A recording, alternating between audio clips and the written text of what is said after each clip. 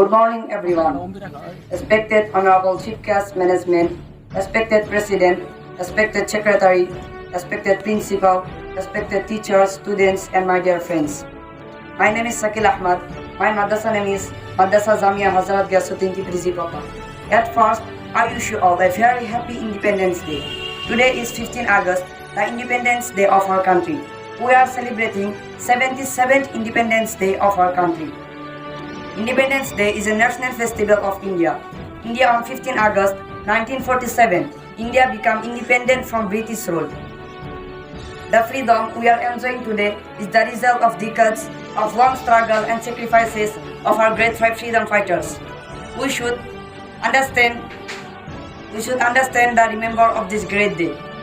On this day, people remember the sacrifices of our freedom fighters like Subhash Chandra Bose, Mahatma Gandhi Ji, Manuram Devan, Maulana Abul Kalam Azad, and many others. As John F. Kennedy said, ask not what your country can do for you. Ask what you can do for your country. Last but not least, our flag is not flying because the wind moves it.